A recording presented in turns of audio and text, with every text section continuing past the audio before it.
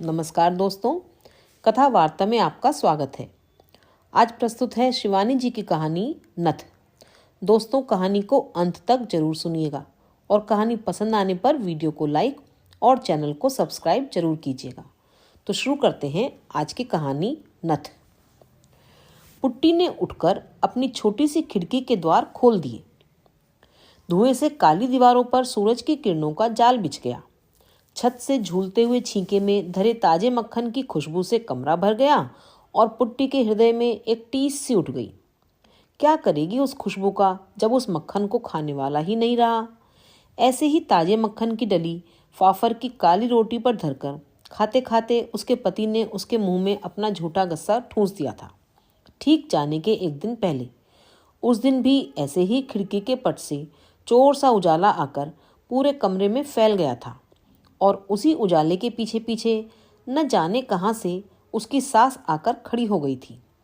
अपने धृष्ट फौजी पुत्र की बहू को कर्कशा सास ने वहीं चीर कर धर दिया था। हद है बेशर्मी की भी। हमारे कुमाऊं की छोकरी होती तो ऐसी बेशर्म थोड़ी ही होती। है ना तिब्बत की लामानी, इसी से गुण दिखा रही है। सास के जाने के पश्चात वह कितनी देर तक पति की छाती पर सिर धरे सुबकती रही थी, पर जिस छाती को चीनियों की गोलियों की वर्षा झेलनी थी, वह सुंदर पत्नी की टेक बनती भी कैसे। गुमान सिंह के जाते ही पुट्टी पर विपत्तियों का पहाड़ टूट पड़ा। सास, विधवा ननद और जेठानी की गालियां सुनती तो वह जानबूझकर ही बहरी बन जाती। दोनों कानों पर हाथ धरकर इशारा करती कि उसे कुछ भी सुनाई नहीं दे रहा है। विधवा ननद का पर्वताकार शरीर क्रोध के भूकंप से डोल उठता। अंधी, कानी, बहरी लड़कियां क्या अभी और बची हैं भौजी तुम्हारे तिब्बत में? अभी हमारा एक भाई और भी तो है। वह व्यंग्य भरे स्वर में चीख कर कहती, अपने दोनों कानों पर हाथ धर अपनी भोली सूरत को और भी भोली बनाकर पुट्टी सधे अभिनय की मुद्रा में कहती, क्या करूं, न जाने क्या हो गया है इन कानों में। हरदम साए साए की आवाज आती है। एकदम बज्जर गिर गया है निगोड़े कानों में। इतना घमंड था ना अपने रूप का, तिब्बत के जादू से हमारे भैया को भेड़ बनाकर रख दिया। इसी से भगवान ने सजा दी। भगवान करे तुम्हारे कानों पर ही नहीं, पूरे शरीर पर बज्जर गिरे। कुलच्छनी ना होती तो क्या गुमान को लद्दाख जाना पड़ता। पुट्टी अपनी हिरनी की सी तरल दृष्टि से उसे देखकर हंसती रहती, जैसे उसकी पुरुष गर्जना का एक शब्द भी उसके पल्ले ना पड़ा हो। माता, भाई, भौजाई और विधवा बहन से लोहा लेकर ही गुमान उसे ब्याह लाया था। अपनी माँ के साथ वह गांव-गांव में फेरी लगाकर बिसाती का छोटा मोटा सामान बेचा करती थी। स्वास्थ्य से दमकते लाल चेहरे पर उसकी तीखी नाक और बड़ी बड़ी आंखें लामा कन्याओं की भांति चपटी और छोटी नहीं थी। कानों में गंदे पीले सूत में गुंधे फिरोजा और मूंगे झूलते थे। कंधे से टखने तक झूलते उसके तिब्बती लबादे की ढीली ढाली बाहों में वह एकदम ही बच्ची लगती। पर कभी कभी लबादे की केंचुली उतार कर वह उसकी बाहों में रहस्यमय सीवन से ढूंढ ढूंढ कर जुएं मारती और अब लबादे की केंचुली से रहित उसका उन्मुक्त यौवन किसी लपलपाते नाक की भांति देखने वाले को डसने दौड़ पड़ता। गुमान ने भी उसे एक दिन बिना केंचुली के देख लिया। ग्राम के चौराहे पर उसकी माँ ने अपनी गंदी चादर फैलाकर दुकान खोल दी थी। जम्बू, गनफ्रेणी आदि मसाले की जड़ी बूटियों के बीच वह स्वयं टांग पसार कर धूप सेक रही थी और एक टीले पर बैठी उसकी सुंदरी पुत्री अपने लबादे की बाहों से जुएं बीन बीन कर मार रही थी। गुमान सिंह छुट्टियों में घर आया हुआ था। सुबह उठकर वह घूमने निकला और माँ बेटी की हाट के सामने ठिठक कर खड़ा हो गया।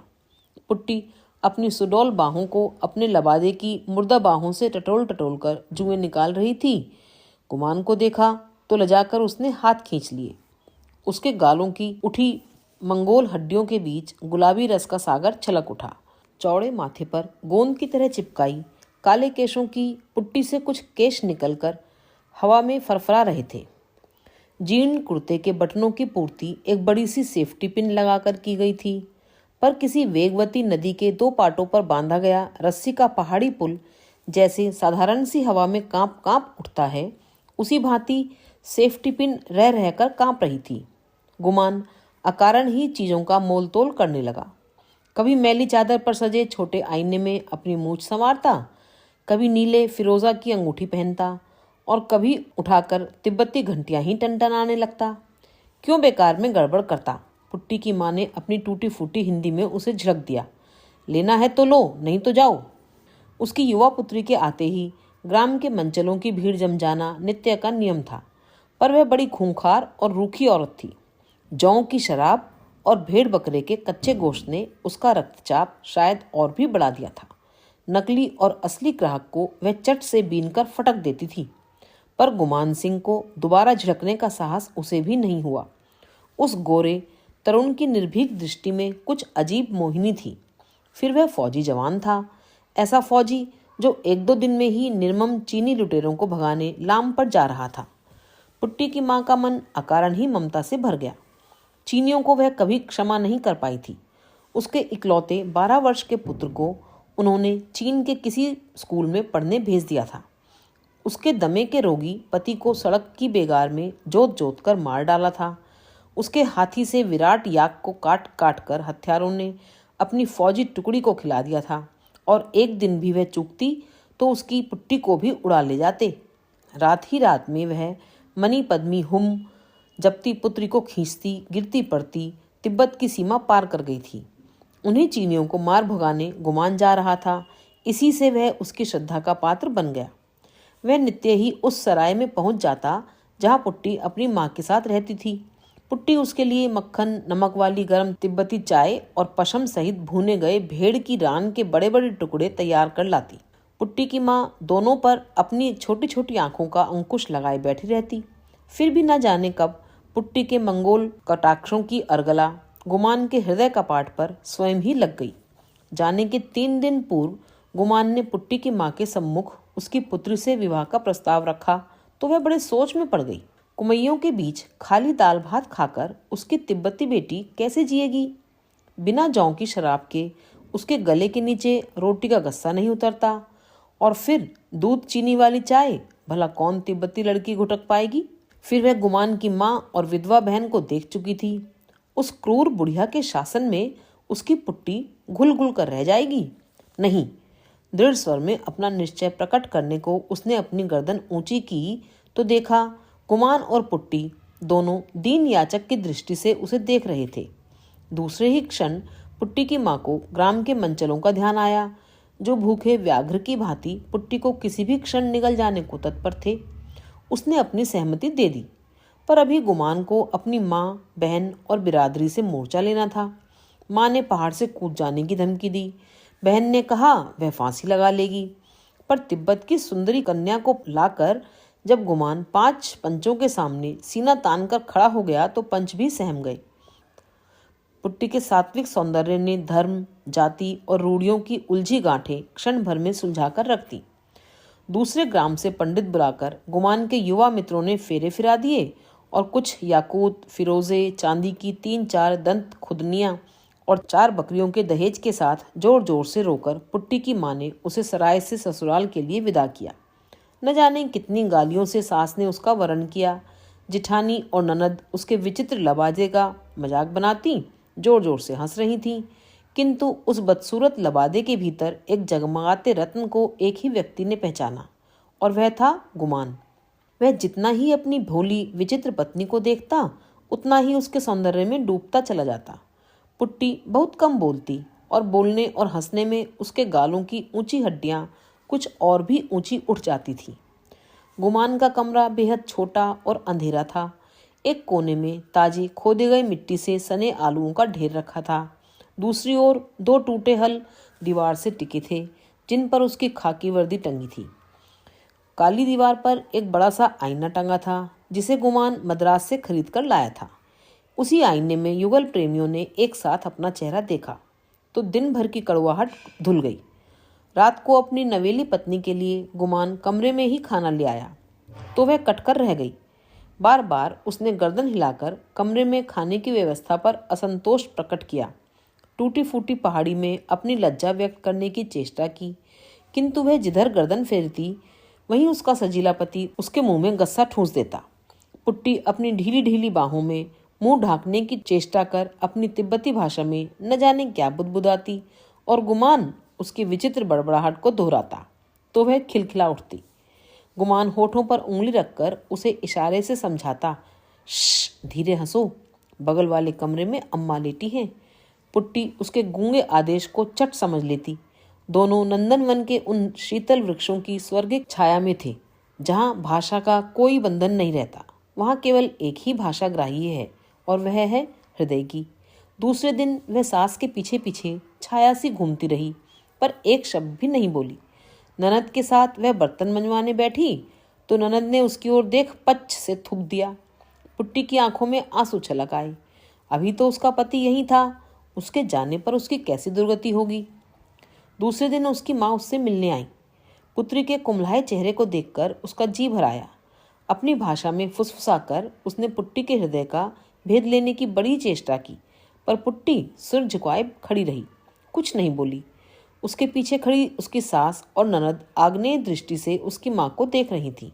किसी ने उनसे बैठने का भी नहीं कहा। तब गुमान अपने मित्रों की टोली के साथ शिकार खेलने गया हुआ था। लौटने पर अपनी माँ के अपमान की बात पुट्टी ने अपने ही तक सीमित रखी। इसी बीच गुमान सिंह के जाने का दिन आ गया। जाने से कुछ घंटे पहले उसने अपने खाकी कुर्ते में लपेटा गया एक रहस्यमय उपहार पुट्टी को थमा दिया।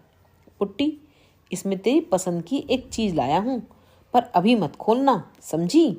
और अकेले में देखकर इसे आलू की ढेरी के नीचे गाड़ कर रख देना। पुट्टी डबडबाई आंखों से पति के हंसमुख चेहरे को देखती रही।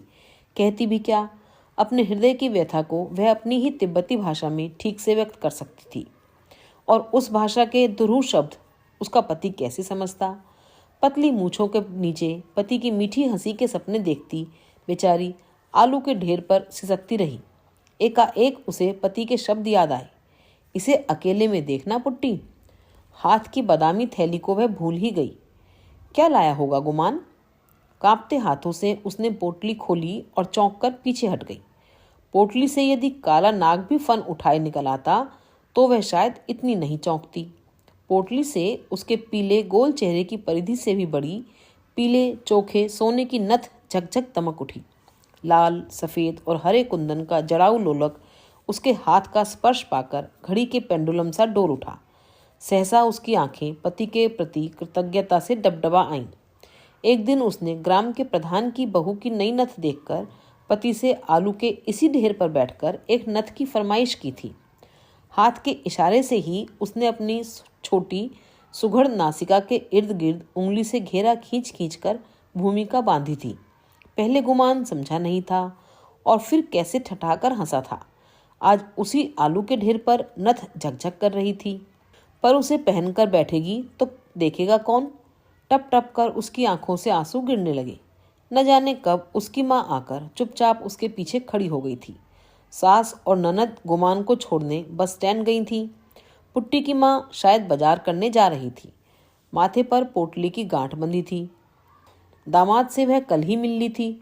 सुबह से ही पुट्टी के लिए उसका मन जाने क्यों व्याकुल हो उठा था। सूजी सूजी आंखों से माँ को निहारकर पुट्टी ने इशारे से नथ दिखाई। पोटली को नीचे उतारकर माँ पुत्री के निकट खिसक आई। नथ हाथ से उठाई तो उसकी आंखें आश्चर्य से फट गईं। बाप रे बाप, कम से कम 6 तोले की है पुट्टी। इतना रुपया तेरे आदमी के पास कहाँ से आया? क्या पता माँ, कह गए हैं अम्मा से बचाकर जमीन में गाड़ देना। पुट्टी की माँ की आंखों में समधिन के प्रति घृणा उभर आई। ठीक ही तो कह गया, चुड़ैल अपनी बेटियों को दे देगी। ला ला जल्दी से कुछ ला, गाड़ कर रख दूंगी, नहीं तो फिर बुढ़िया आ जाएगी। पर एक बार पहन तो ले बेटी, मैं भी देखूं ऐसी नथ और ऐसा तेरा रूप। एक बार तो देख जाता अभागा। सुंदरी पुत्री के सौम्य चेहरे पर नथ की शोभा देखकर उसकी आंखें भर आईं। डलिया में धरे टूटे दर्पण को निकालकर पुट्टी ने चटपट अपना चेहरा देखा तो स्वयं लाज से लाल पड़ गई। छी, कहीं भी अच्छी नहीं लग रही हूँ, ऐसा कहकर वह माँ से अपने सौंदर्य की स्तुति बार बार सुनना चाह रही थी। तू अच्छी नहीं लग रही है तो कौन अच्छी लगेगी? तेरी खूसट सास। अच्छा ला उतार नथ, मैं चट से गाड़ दूँ। ऐसी चीज़ क्या बार बार बनती है? जब तक पुट्टी की सास और ननद लौटी, माँ बेटी ने 2 हाथ गहरा गड्ढा खोदकर नथ को गाड़ दिया था। नथ का इतिहास माँ बेटी तक ही सीमित रह गया। फिर धीरे धीरे युद्ध की दारुण विभीषिका में पुट्टी भटक कर रह गई। भांति भांति के भयावने समाचार सुनकर वह तड़प कर रह जाती। कभी सुनती कुमाऊं के असंख्य वीर जवानों के पावन रक्त के अबीर से नेफा और लद्दाख के वन वनांत रंग गए हैं। कभी सुनती नृशंस चीनी हथियारों ने चारों ओर से घेरकर कुमाऊं रेजिमेंट की एक पूरी टुकड़ी को मोर्टार तोपों से भून दिया है। भूखी प्यासी वह कभी स्कूल के हेडमास्टर के रेडियो से कान सटाकर बैठ जाती, कभी बिलख बिलख कर रोने लगती। हिंदी वह ठीक से समझ नहीं पाती थी और ठीक से न समझ पाने पर युद्ध के भयावने समाचार उसे और भी भयानक लगते। सास दिन भर बड़बड़ाती, कुलच्छनी रो रो कर कैसा अशगुन कर रही है। बहुत दिनों तक गुमान की कोई चिट्ठी नहीं आई और फिर एक दिन एक तार आया। कुमाऊं रेजिमेंट का गुमान सिंह दुश्मन की गोलियां झेलता हुआ आखिरी दम तक अपनी चौकी पर डटा रहा। अंत में जांग में गोला फटकर लगने से वह वीर गति को प्राप्त हुआ। जब उसकी सास और ननद छातियां पीट घायल हथिनी सी चिंगाड़ रही थीं, तब पुट्टी शांत प्रस्तर प्रतिमा सी आलुओं के ढेर पर बैठी थी। वही आलुओं का ढेर उसके प्रेम का ताजमहल था। उसी ढेर पर सौभाग्य ने उसका वरण किया था और आज वही वैधव्य का विषधर उसे डस गया था। एक एक आलू के साथ सहस्त्र स्मृतियां लिपटी पड़ी थीं। आलुओं की मिट्टी पर गुमान ने जाने के एक दिन पहले अपना और पुट्टी का नाम अंगुली से लिख दिया था। नाम के उसी घेरे को पुट्टी एकटक देख रही थी। पुट्टी की माँ बिलखती आई, पर पुट्टी को देखकर स्तब्ध रह गई। यह तो पुट्टी नहीं, जैसे स्वयं तिब्बत के मठाधीश बड़े लामा बैठे थे। उसकी आंखों में एक भी आंसू नहीं था। स्थिर दृष्टि उठाकर उसने अपनी माँ को देखा। मेरी बच्ची, मेरे साथ घर चलेगी? वह अपना चेहरा उसके पास सटाकर बोली, नहीं नहीं, मैं यहीं रहूंगी। आलुओं की ढेरी को ममता से देखकर पुट्टी ने मुंह फेर लिया। पुत्र की मृत्यु ने उसकी सास को जीती जागती तोप बना दिया। वह दिन रात आग उगलती, पर पुट्टी पत्थर बन गई थी। रोज रात को वह पति की वर्दी सूंघती, माथे से लगाती और फिर छाती से लगाकर आलुओं के ढेर पर लेट जाती।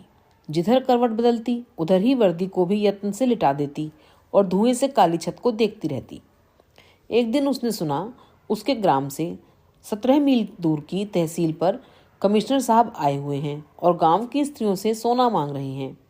सोना जमा कर देश के लिए गोलियां खरीदी जाएंगी, बारूद आएगा और उसी गोला बारूद से चीनियों से लोहा लिया जाएगा। पर किसके पास होगा इतना सोना? पुट्टी ने सुना उसकी सास अपनी पुत्री को कह रही थी, हमारे दरिद्र गांव में तो 2 बेला एक मुठ अन्न भी नहीं जुटता। मेरे पास तो 10 तोले की नथ है, पर क्यों दूं? इन्होंने ही तो मेरा बेटा छीन लिया। पुट्टी मन ही मन सास पर झुंझला उठी। इस बुढ़ापे में भी नथ का लोभ नहीं गया। उसकी आंखें सहसा अंधेरे कमरे में जुगनू सी चमकी। उसके हाथ स्वयं ही टटोल टटोल कर आलुओं के ढेर को हटाकर मिट्टी खोदने लगे। गांव के तहसील में बड़ी भीड़ थी। कमिश्नर साहब ने अपने बंद गले के अफसरी कोट के बटन खोलकर बड़ा जोशीला भाषण दिया। उसमें उन्होंने यह भी उल्लेख किया कि किस प्रकार उसकी पत्नी ने अपने गले की चेन खोलकर स्वेच्छा से रक्षा कोष की झोली में डाल दी थी। सभा में एक अजीब सी स्तब्धता थी। तभी भीड़ को चीरकर एक तिब्बती किशोरी बढ़ गई। उसके फटे लबादे की बाहों से उसकी बताशे सी सफ़ेद कोहनियाँ निकल आई थीं।